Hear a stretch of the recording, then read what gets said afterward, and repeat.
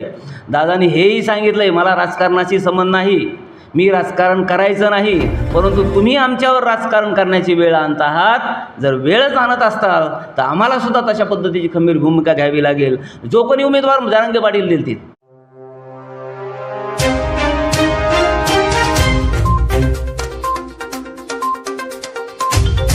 बोलता Maharashtra news network में आप सभी का स्वागत। इस वक्त हमारे साथ परतूर की वेल एजुकेटेड शख्सियत प्राध्यापक पांडुरंग नवल सर हैं, जो कि संभाजी ब्रिगेड के अध्यक्ष हैं और कई सालों से मराठा आरक्षण और मराठा समाज आरक्षण वो एनआरसी यानी जितने हुए समाज सुधारना के लिए जितने भी आंदोलन यहाँ पर हुए उसमें पांडुरंग नवल सर ने बढ़ चढ़कर हिस्सा लिया और हर समाज के लोग इस वक्त उनके साथ हैं। जितने भी लोग हैं उनको मानते हैं। परतूर की जानी मानी शख्सियत इस वक्त हमारे साथ है। फिलहाल में मराठा आरक्षण का मुद्दा महाराष्ट्र में सबसे बड़ा मुद्दा है। पर जरांगे पाटिल ने परसों के दिन जालना जिला में एक यहाँ पर मीटिंग का आयोजन किया था, जिसमें 1800 से 1900 फॉर्म यानी अर्ज जरांगे पाटिल के पास आए हैं। पॉलिटिक्स के किंग मेकर है, क्योंकि सबसे ज़्यादा अर्ज फ़िलहाल में जरांगे पाटिल के पास आए हैं। जैसा कि सबसे बड़ी अगर पार्टी कही जाए भाजपा, कांग्रेस भाजपा के पास भी इतने लोगों के अर्ज फ़िलहाल में नहीं हैं, लेकिन पूरे महाराष्ट्र से जरांगे पाटिल के पास 1800 अर्ज आ चुके हैं। लोग चाहते हैं कि हमें जरांगे पाटिल ने टिकट देना चाहिए, क्योंकि हमने कुछ युवाओं से मुलाकात की तो युवा ने कहा कि जरांगे पाटिल अगर उम्मीदवारी देंगे तो हम पत्थर को मतदान करेंगे। इस तरह की भूमिका यहाँ पर लोगों में है। क्योंकि मराठा समाज की अगर बात की जाए तो यहाँ पर कुछ जो स्टूडेंट हैं वो आईएएस और आईपीएस कैटेगरी के, लेकिन आरक्षण नहीं होने की वजह से वो आज नौकरियों से वंचित है। इस तरह की मालूमात हमें मिली है। चलिए, क्योंकि पांडुरंग नवल सर इस वक्त हमारे साथ है, उन्हें भी अच्छी खासी यानी स्टडी है और वो वेल एजुकेटेड शख्सियत है और एजुकेशन यानी उनकी फील्ड है, उनसे हम बात करते हैं। जय जाऊ. मराठा आरक्षणाच्या बाबतीत जरांगे पाटलांनी घेतलेली भूमिका एकंदर गेल्या 4 दशकापासून, अर्थातच अण्णासाहेब पाटलांच्या बलिदानापासून ते आजपर्यंत जो काही मराठा समाजाने आरक्षणाच्या बाबतीत त्याग केलेला आहे, त्याची पार्श्वभूमी तशाच पद्धतीची आहे. गेल्या 4 दशकापासून मराठा आरक्षणाची मागणी आहे. 4 दशकापासून मराठा आरक्षणाची मागणी असूनसुद्धा कोणत्याच सरकारने, कोणत्याच राजकीय पक्षाने समोर येऊन घटनात्मक तरतुदीच्या अनुषंगानं घटनात्मक चौकटीमध्ये बसणारं आणि कायद्याच्या अखत्यारीत असणारं मराठा आरक्षण देण्याच्या बाबतीमध्ये भूमिका घेतली नाही. हे समाजाच्या बाबतीत दुर्दैवाचं आहे. आणि म्हणून आज जो काही महाराष्ट्रभर मराठा समाजाचा रोष आहे तो सर्वच राजकीय पक्षांच्या बाबतीत आहे. सत्ताधारी पक्ष असतील, विरोधी पक्ष असतील, या सर्वांच्याच बाबतीमध्ये तो रोष समोर आलेला आहे. आणि अशा परिस्थितीमध्ये गेल्या 13-14 महिन्यापासून ज्या पद्धतीनं मनोजदादा जरांगे पाटलांचं आंदोलन चालू आहे, 6 वेळा आमरण उपोषणं केली. 6व्या वेळाचं जे काही आमरण उपोषण आहे ते सुद्धा आमरण उपोषण ज्या पद्धतीनं जरांगे पाटलांनी सोडलं, गावातील महिलांच्या माध्यमातून महिलांकडून उपोषण सोडवण्याचं काम त्यांनी केलेलं आहे. आणि याही परिस्थितीमध्ये सरकार मराठा समाजाच्या बाबतीमध्ये सापत्न अशा पद्धतीची मराठा समाजाला टार्गेट करून, मराठा समाजाला कोंडीत पकडून, मराठा समाजाला एकदम कोंडीत पकडून मराठा समाजाच्या बाबतीत राजकारण करत असलेलं आपल्याला पाहायला मिळते.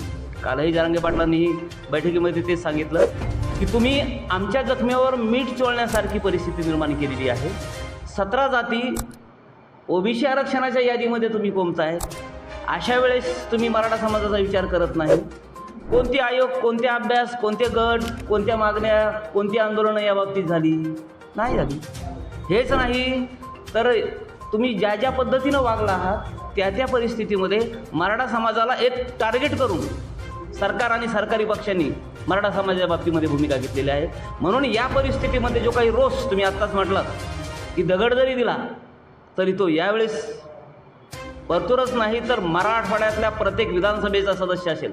त्याचं कारणही तितकंच गंभीर आहे ना. सरकारकडून अपेक्षा असते, सरकार सापत्न स्वरूपाची वागणूक देते. बरं, विधिमंडळामध्ये सरकार देत नाही म्हणून विरोधी पक्षांनी बोंबलणं गरजेचं असतं.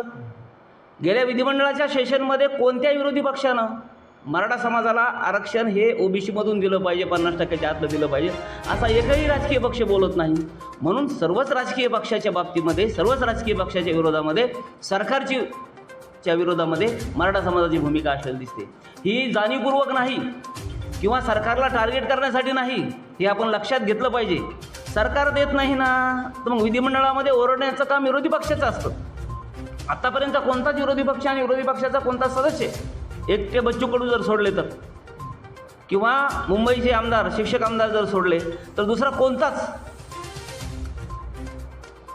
विधिमंडळ सदस्य हा मराठा समाजाला ओबीसीतून आरक्षण द्या म्हणत नाही.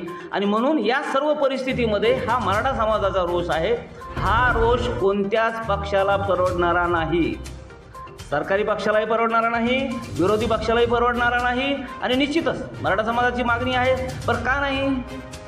भारतीय संविधानाच्या अखत्यारीत, भारतीय संविधानाच्या चौकटीमध्ये ज्याला ज्याला रडण्याचा हक्क मागण्याचा अधिकार, भारतीय संविधानाचा जो ढाचा आहे, संवैधानिक जी आयुधं आहेत, मग ती मोर्चा काढण्याची असतील, उपोषणं करण्याची असतील, आंदोलनं करण्याची असतील, ठिय्या आंदोलनं करण्याची असतील, त्या आयुधाच्या चौकटीमध्ये कोणालाही त्रास न देता जर तो समाज आंदोलन करत असेल तर त्याच्यावर गोळ्या झाडणं, त्याच्यावर लाठीचार्ज करणं, एखाद्या अमानुष पद्धतीनं, निजामशाही प्रवृत्तीनं, मोगलाई प्रवृत्तीनं अशा पद्धतीचा अमानुष लाठीचार्ज करणं हे कोणत्या राजकीय किंवा नैतिक मानसिकतेत बसतं? कोणता गृहमंत्री अशा पद्धतीनं वागू शकतो? बरं, एवढा मोठा आदेश केवळ SP आणि IS DIG देऊ शकत नाही, हा आदेश गृहमंत्रालयाशिवाय दिला जाऊ शकत नाही. हे सकरत दर्शनी दिसत असताना सुद्धा कायमस्वरूपी मराठा समाजाला टार्गेट करण्याचं काम राजकीय पक्ष करत आहेत. मराठा समाजाच्या विद्यार्थ्यांनी आत्महत्या केलेल्या आहेत. मराठा क्रांती मोर्चे आतापर्यंत निघाले, तुम्ही पाहिले.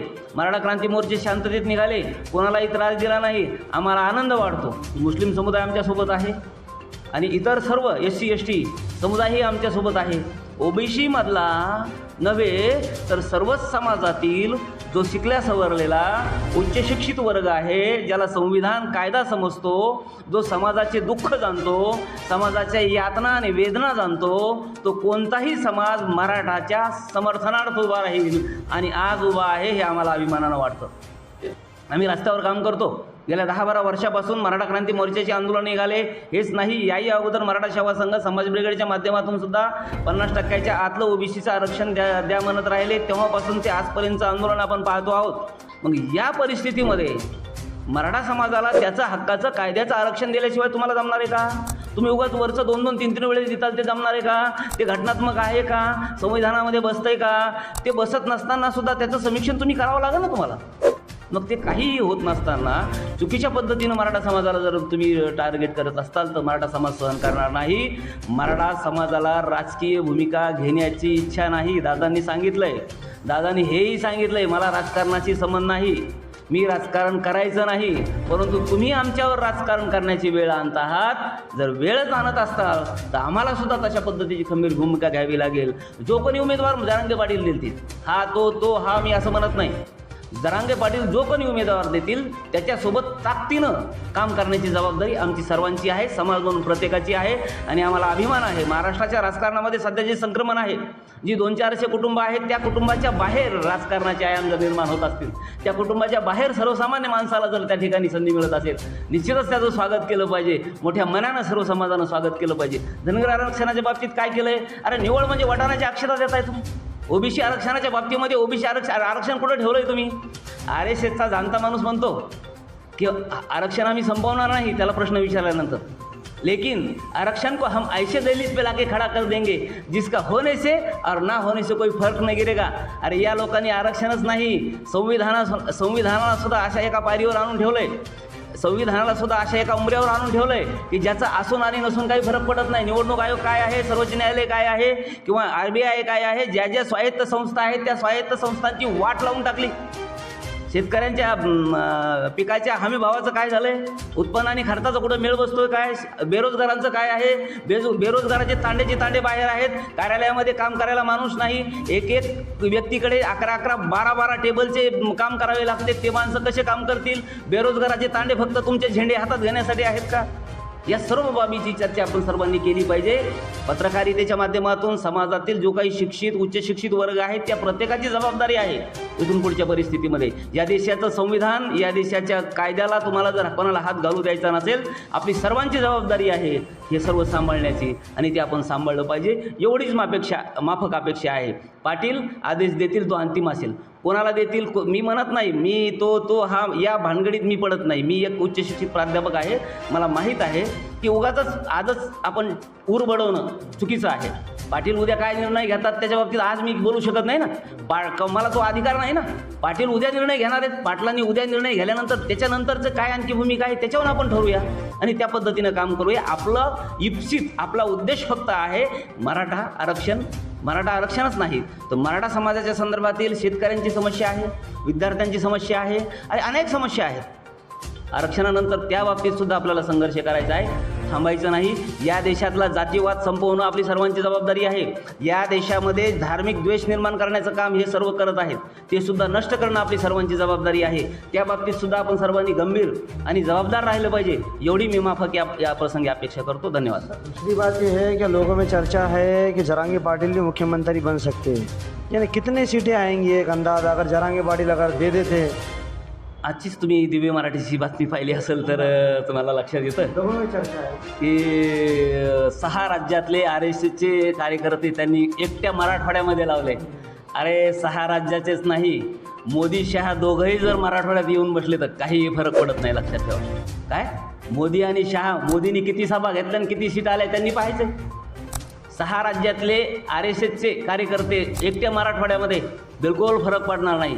मराठा समाजाला टार्गेट करण्याचं काम तुम्ही करत असताल, मराठा समाजाचा फक्त वापर करण्याचं काम जर तुम्ही करत असाल तर आम्ही प्रत्येक मनसुबे यांचे हाणून पाडू आणि मुख्यमंत्री होणं हे नंतरच्या गोष्टी आहेत.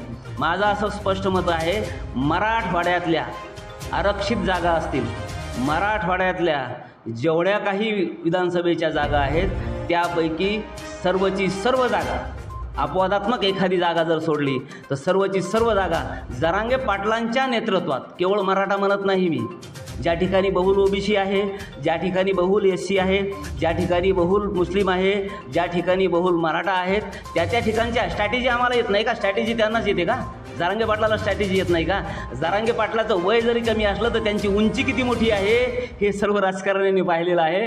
त्यामुळे जरांगे पाटलाचं आकलन आणि जरांगे पाटलांची उंची मोजण्याचं काम या लोकांनी कोणी करू नये. अरे मुख्यमंत्रीच नाही, या देशातल्या प्रत्येक नागरिकाला या देशाचा राष्ट्रपती बनण्याचा सुद्धा अधिकार आहे. कारण एक मत एक मूल्य आहे. राष्ट्रपतीच्या मताचं मूल्य तेवढंच आहे जेवढं माझ्या मताचं मूल्य आहे. त्यामुळं जरांगे पाटील काय होतील यापेक्षा ते किंगमेकर असतील. या या महाराष्ट्राचा मुख्यमंत्री कोण करायचा ते जरांगे पाटील ठरवतील. जरांगे पाटलाला अशी कोणत्याही प्रकारची हौस नाही. जरांगे पाटील 100% ठरवतील महाराष्ट्राचा मुख्यमंत्री कोण व्हायचा. ते निश्चित स्वरूपामध्ये किंगमेकर असतील अशी मात्र निश्चित स्वरूपात अपेक्षा आहे. ये थे प्राध्यापक पांडुरंग नवलसर जो कि हमारे चैनल के माध्यम से बात कर रहे थे. और भी ऐसी न्यूज़ के लिए देखते रहिए बोलता महाराष्ट्र.